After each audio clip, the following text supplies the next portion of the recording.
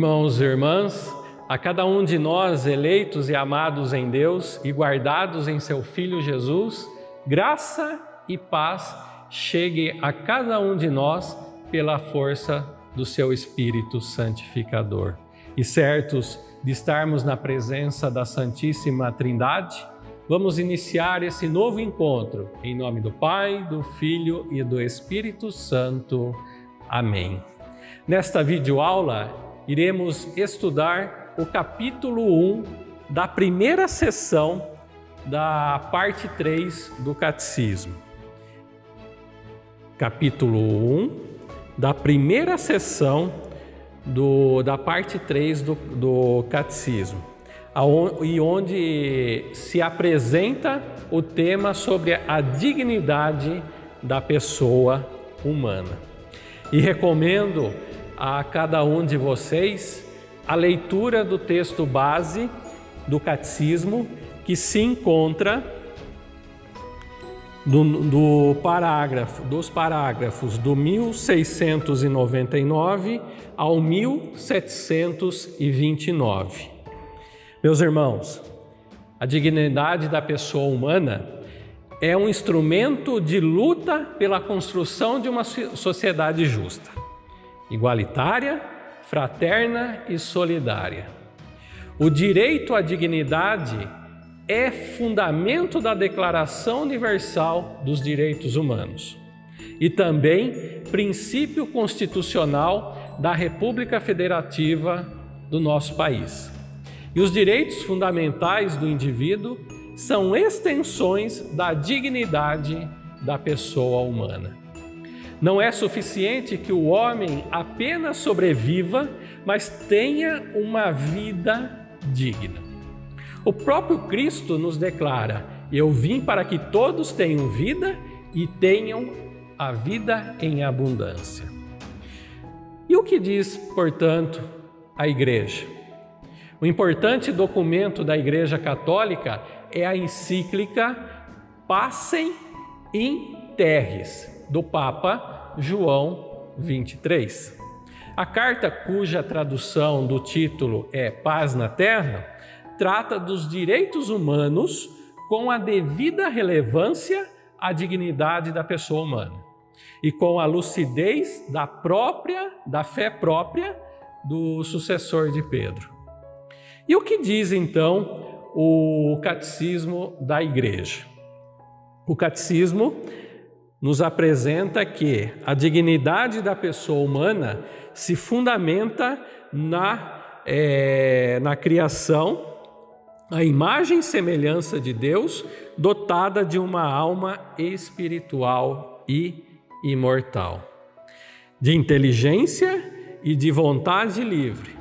A pessoa humana está ordenada para Deus e chamada, com a sua alma e seu corpo, a bem-aventurança eterna. Lá em Gênesis, no capítulo 1, no versículo 26, diz assim o Senhor: façamos o homem à nossa imagem e segundo a nossa semelhança. Em Colossenses, também no capítulo 1, versículo 15, assim nós entendemos que Jesus é a imagem do Deus invisível, o primogênito de toda a criação. Portanto, irmãos, quem crê em Cristo Jesus torna-se filho de Deus, e essa adoção filial transforma a cada um de nós, tornando-nos capazes de agir com retidão e de praticar o bem. E nesta união com o nosso Salvador, nós, discípulos e discípulas missionárias, atingimos a perfeição da caridade, que é a santidade. Amadurecida na graça, a nossa vida moral culmina na vida eterna, na glória do céu. E nessa certeza do amadurecimento na graça, lemos, você pode pegar a sua Bíblia, no livro do Eclesiástico, no capítulo 15, versículo 14, que diz assim: Deus deixou o homem nas mãos de sua própria decisão, para que pudessem livremente aderir a Deus e chegar assim à feliz perfeição. Deus colocou a cada um de nós no mundo para o conhecermos, o servir e o amar, e assim chegarmos ao paraíso. E a bem-aventurança faz-nos participantes da natureza divina e da vida eterna. Com ela, o homem entra na glória de Cristo e no gozo da vida trinitária. Meus irmãos, cada um de nós, homens e mulheres, alcançamos a bem-aventurança em virtude da graça de Cristo, que nos tornam participantes da vida divina. E Cristo no Evangelho indica os seus caminhos que conduz à felicidade sem fim, às bem-aventuranças. A graça de Cristo opera também em cada ser humano que, segundo a reta consciência, procura e ama o verdadeiro bem e evita o mal. As bem-aventuranças estão no centro da pregação de Jesus, retomam e aperfeiçoam as promessas de Deus, feitas a partir de Abraão. Mostram o próprio rosto de Jesus, caracterizam a autêntica vida cristã e revelam ao homem o fim último do seu agir, a bem-aventurança celeste. Em Mateus, podemos pegar novamente a Bíblia, no Evangelho de Jesus, segundo Mateus, lá no capítulo 5, do versículo do 3 ao 12. Mateus 5, versículos do 3 ao 12. Ao ver as multidões, Jesus subiu a montanha e sentou-se. Os discípulos aproximaram-se dele. Então, abrindo a boca, começou a ensiná-los, dizendo: Bem-aventurados os pobres no espírito, pois deles é o reino dos céus.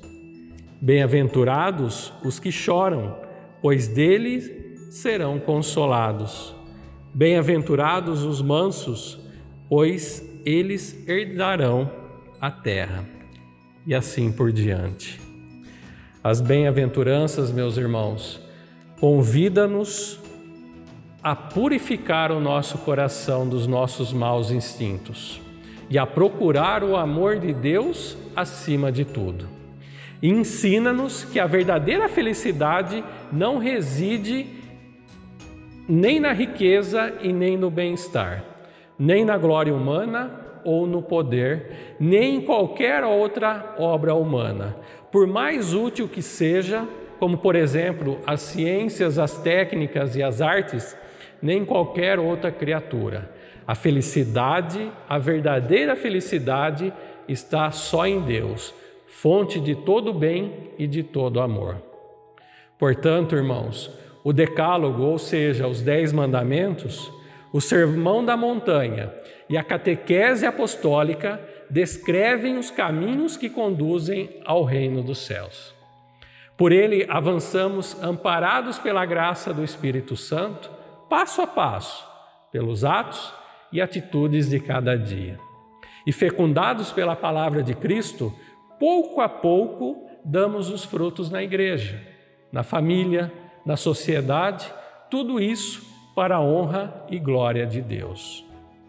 E chegando ao fim deste vídeo, convido a cada um de vocês novamente aí em casa a fazer a leitura dos capítulos 1699 ao 1729, que trata justamente do tema abordado neste vídeo, bem como a meditação da Palavra de Deus que nos relata o Sermão da Montanha.